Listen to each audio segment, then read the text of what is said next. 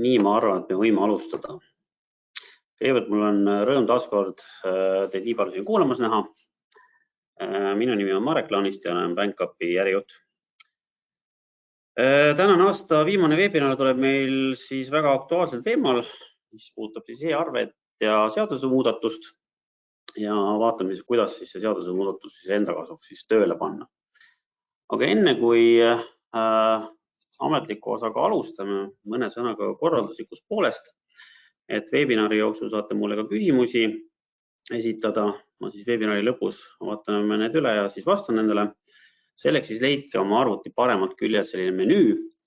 Kui seal on niisugune riba on, siis seal riba järel peaks olema niisugune oranž nupuke valge noolega. Vajutad sinna peale, siis tuleb see menüü nähtavale. Ja siin on selline hall blokk, kus on siis eelviimase rea peal questions kirjutatud, vajutades selle valge noolekese peale, siis tuleb avaneb niisugune kastike, kuhu te saate siis kirjutada mulle küsimusi. Webinari konspekteerima ei pea. Pärast webinari saavad kõik, kes on registreerinud webinarile, siis webinari salvestuse. Nii, aga hakkame siis peale. Täna vaatame üle siis, kuidas siis, kui lihtne siis on BankUpis siis e-arveid saata. Mida sina sellest võidad, kui sul e-arved siis saabuvad e-arvetena. Kuidas hakata e-arve vastuvõtjaks, kuhu need e-arved sul BankUpis saabuvad ja kuidas neid ka siis veel raamatupidajale edastada. Ja siis kas see ka maksab miskit. Küsimus, miks just nüüd? Tegelikult täitsa õigustatud küsimus. Kui siiani olete võib-olla soovinud oma koostööpartneritelt, tarnijatelt e-arveid, et siis vähendada siis ostuarvete siis manuaalselt sisestust ja kõike muid lisategevusi, siis selleks siiani väga võimalust nagu ei olnud. Küll aga see nüüd kõik muutub. Ehk et siis 1. juulist 2025 hakkab siis kehtima raamatupidamise seaduse muudatus, mis siis kohustab ettevõtjal saatma siis e-arveid teisele osapoolele, kui see teine osapool seda siis soovib. Ehk et nüüd siis saate oma koostööpartnerit öelda, et ma soovin nüüd e-arvet ja e-arve peab sulle siis ka saabuma, mis siis vähendab siis kõike manuaalset tööd ja muid lisategevusi, millest kohe ka räägin. Lisan veel siia juurde, et Rahandusministeeriumi poolt on algatatud ka käibemaksuseaduse muudatus, mis jõustub 2027. aastast, mis siis muudab kõigil siis käibemaksukohuslastel e-arved kohustuslikuks. Et sama küsimusega tegeleb tegelikult ka Euroopa Liit, kus siis alates 1. juulist 2030 muutuvad ka kõik e-arved piiriüleste tehingute puhul siis samuti siis kohustuslikuks. Seega e-arve on tulemas, mis tegelikult muudab meie igapäeva siis töö oluliselt lihtsamaks, ajakokkuhoidlikumaks ja ka raha kokkuhoidlikumaks. Aga sellest siis kohe räägingi, et olen siin kuulnud igasuguseid jutte ja müüte juba, et kui hull see e-arve on, kui palju sellega on segadust ja kui palju läheb kõik kallimaks ja nii edasi ja keerukamaks. Täna ongi see koht, kus ma lükkan selle kõik ümber, et see tegelikult ei ole nii. Paanikaks ei ole mitte mingit põhjust. Aga enne siis vaatame selle küsimusele peale, millest on palju räägitud, et mis asi see e-arve siis tegelikult on. E-arve on tegelikult kõikidest arveliikidest, mis täna siin kasutusel on see kõige niisugune nutikam arveliik. Arve siis, mis liigub siis saatja tarkvarast saaja tarkvarasse. Näiteks kui mulle keegi saadab e-arve BankUpi, siis liigub siis ühegi vaheetapita mul otse siis BankUpi. Lisaks on e-arve siis masintöödeldav, erinevalt siis PDF-arvest, midagi käsitsi sisestama ei pea, digiteerima ei pea. Ehk et kõik käib siis automatiseeritult. Lükkame ka selle nüüd ümber, et mis asi ei ole e-arve. Et olen tihti kuulnud, et öeldakse ka, et ma nüüd panen selle PDF manuse või XML-i juba, et panen selle nüüd sinna meili ja saadan meiliga, et nüüd on e-arve saadetud. E-mailiga saadetud arve ei ole, see on küll elektrooniline saatmisviis, aga see ei ole e-arve, kuna need arveformaadid, see näiteks PDF ei ole masintöödeldav. Ja lisaks veel, et kõik need jutud, et kui keerukas on, siis need hirmud võtan maha. E-arve koostajal ei muutu sisuliselt midagi. Te teete täpselt samamoodi oma igapäevast tööd, oma igapäevaseid arveid. Ehk et teil selleks mingisuguseid eriteadmisi nüüd e-arve tulekuga kindlasti vaja ei ole. Aga seda ma saan ka hetke pärast juba BankUpi keskkonnas ka näidata, et kui lihtne see tegelikult on. Nii, siin on ka selline ülevaatik slaid mul välja toodud, et kui saadate e-arvet, et millised tegevused kõik siin teil vahele jäävad, mida ei pea tegema. Et väga kuluefektiivne. Ja siin on siis mul välja toodud mõningad punktid e-arvete vastuvõtu puhul, et mil moel siis selle kasulik on.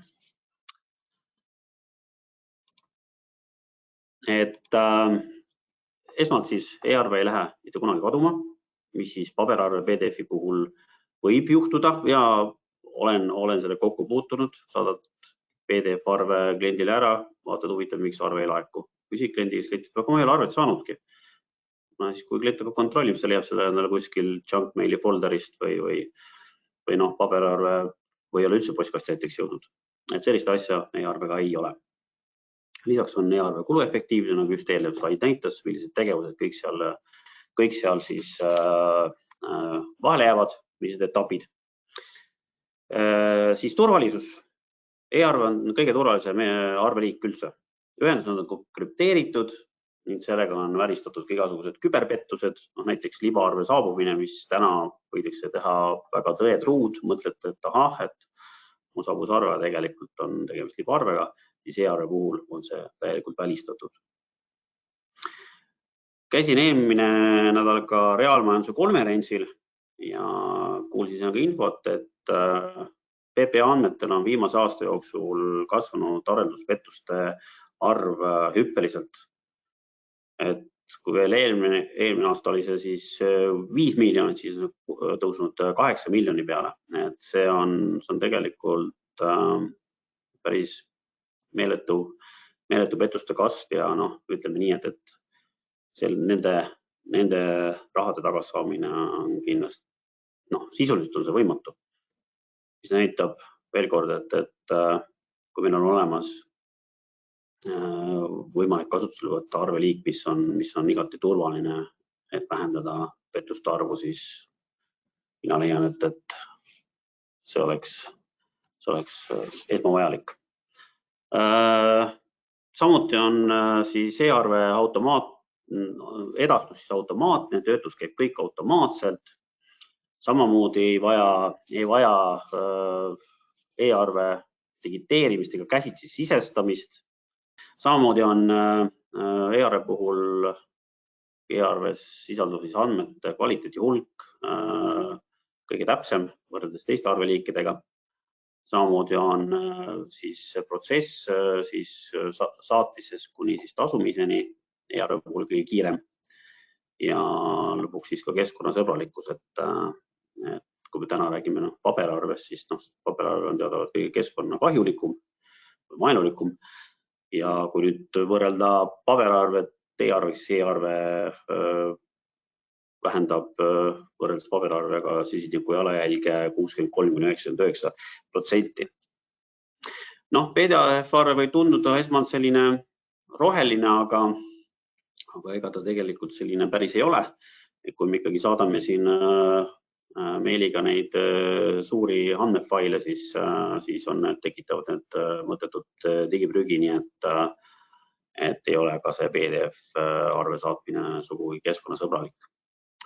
Nii et ma leian, et kõik need, kui need punktid siin kokku võtta, siis igati on mõistlik kasutusele võtta e-arved, nii saata kui ka vastu võtta. Nii, aga nüüd ma arvan, on õige hetk liikuda meie BankUpi keskkonda ja vaadata, kuidas siis igapäevatöös siis e-arvete saatmine ja vastuvõtmine siis välja näeb. Et lükkame siis need ilmud ümber. Nii. Siin on meil siis omal üks teist ettevõte. Ja ma siin kohe müügiarve puhul, siin 12 ettevõtet, ühel on meil e-arve avatud, teisel veel mitte, aga teeme seda ka peatselt. Nii, ma võtangi siit siis kätte ja et saadame siis siit e-arve välja. Võib-olla esimene küsimus, mis selle e-arve klientide puhul tekib, et kus mu klient teab, et kui ma hakkan talle arvet tegema, et ta võtab e-arvet vastu. Siis on, sellega on lihtne, et kui te hakkate oma klienti sisestama siin BankUpis klientide all, siis meil on kliendikaardil on siis kasutusel äriregistri liides. Ja kui te juba äriregistri liidese kaudu siis klienti sisestate, siis automaatselt annab teile juba e-arve kanali sinna külge, kui see klient on e-arvete vastuvõtja. Ehk et lihtne, te ei pea seda nagu teadma. Olete kliendi ära sisestanud, on siin juba e-arve teil koheselt olemas. Kui klient ei ole e-arve vastuvõtja, siis seda kanalit sinna külge ei teki. Nii, aga ma teen hästi kiirelt siin ühe müügiarve. Uus arve. Siin on juba kenasti näha, et mul on kõik dokumendinumber automatiseeritud. Siit valin meie kliendi. Nii, klient on olemas. Lähen allapoole. Ei hakka käsitsi siin isegi mitte trükkima neid tooteid. Mul on kenasti toote kataloog loodud. Valin siit toote, mida ma tahan teha, lisatoode ja põhimõtteliselt on arve valmis. Nii lihtne see oligi. Ei olnud vaja mitte mingisuguseid erilisi teadmisi. Nii, võtan kätte, salvestan selle arve ära. Ja näete, siin on kohe ilusti kenasti näha, see arve kanal. See on e-arve. Nii, ja ega siin muud ei olegi, et kui soovite ka arvele pilgu peale heita, saate ka arvele pilgu peale heita. Nagu ma ütlesin, tegemist on siis e-arvega, see läheb e-arvena siis teie kliendile, aga teie näete ikkagi siin seda tavapärast arvevaadet, aga kanaliks on siin e-arve ehk et see arve suunatakse siis e-arve kanalisse. Ja siit lihtsalt vajutate saada nuppu ja põhimõtteliselt see arve siit teile lähebki. Et nii lihtne see ongi.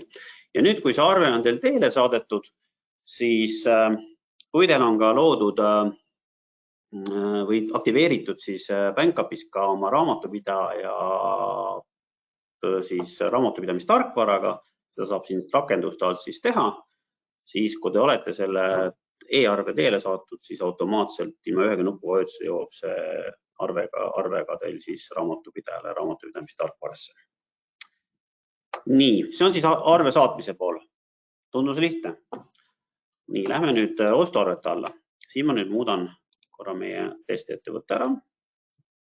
Vahetame siis ettevõtteks, kes meil e-arve vastu võtab ja lähme ostuarvete alla.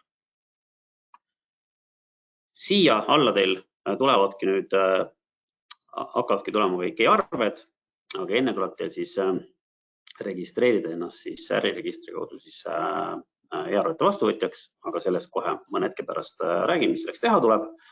Ja näete, siin ongi kenasti saadetud siis juba e-arve, see eelnev ettevõte, kus ma saatsin, siin on siis kenasti näha see. Ja siin on siis selline koht nagu aktsepteeri. Ehk et saate arve üle vaadata, nagu näete, teie kliendile, kui saadate arve, temale jõuab ka selline arvevaade. Ehk et ei pea lugema mingisuguseid peeneid segaseid arveformaate, täiesti tavalist arvet te näete. See toimub kõik taustal. Ja kui olete selle arve ära aktsepteerinud, sealt arve vastu võtnud ja sellega asi piirdubki. Aktsepteerimise puhul on võimalik siin BankUpis veel automatiseerida. Kui teil on näiteks tarnija, kes teile arveid saadab ja ta on teil usaldusväärne tarnija, siis on võimalik seadete alt ka märkides ära, et usaldusväärne tarnija ja siis seda aktsepteerimisnuppu ei pea ka üldse vajutama, vaid see arve tuleb teil kohe siis e-arvena sisse ja see kohe automaatselt siis aktsepteeritakse. Aktsepteerimise puhul on ka täpselt kehtib sama nagu müügiarvete väljasaatmise puhul, et kui on arve aktsepteeritud, kas siis automaatsel kujul või siit nupuvajutusega liigub siis see arve ka jällegi teie raamatupidajale raamatupidamistarkvarasse, kus siis raamatupidaja saab sellega sedasi tegeleda. Ja muud siin põhimõtteliselt teadma ei peagi. Ja siit on nagu näha ka, et kus siis see arve saadud on. Siit on siis näha, et otse ja siis selle ettevõtte nimi. Seda siis kuvatakse selliselt siin BankUpis ehk, et kui on teil tulnud e-arve, siis te näete, et see on otse tulnud sellelt kliendilt, siis te teate, et e-arve see on. Nii. Aga läheme siis tagasi slaidide juurde, et kuidas siis saate siis e-arveid vastu võtta.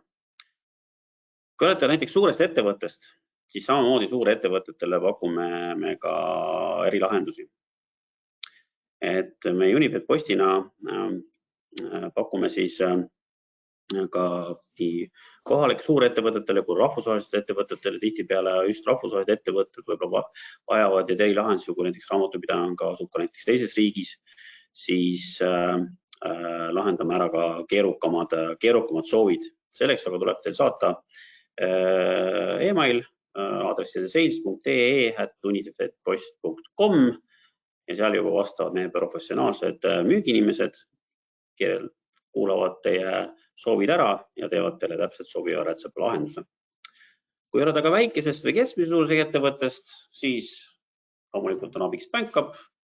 Seal saab siis, nagu just nägite, e-arveid saata ja vastu võtta ja soovi korral siis liiguvad nad ka siis raamatupidamistarkvarasse, kui on raamatupidamistarkvaraga ühendus siis aktiveeritud, mida ma ka kindlasti soovitan teha. Ja kuidas siis hakata e-arve vastuvõtjaks? Et kindlasti annan meile sellest teada, kui see soov sul nüüd on. teenindused.bankup.ee. Meie siis avame sulle siis e-arvete vastuvõtu ja kui olete siis Eesti e-arve võrgustikus sisse lülitatud, siis saadab teile äriregister teavituse, et tule siis äriregistrisse siis oma kannet kinnitama. Kanne tuleks kinnitada siis kindlasti 7 päeva jooksul ja oledki e-arve vastuvõtja. Nagu nägite, siis midagi hirmsat siin ei ole. Kõik käib lihtsalt, nii et julgelt soovitan hakata siis kasutama e-arveid. Pange BankUp selles mõttes ostuarvete vastuvõtul hakake küsima oma koostööpartneritelt siis järgmisest aastast alates 1. juulist siis e-arveid. Pange BankUp selles osas enda kasuks tööle.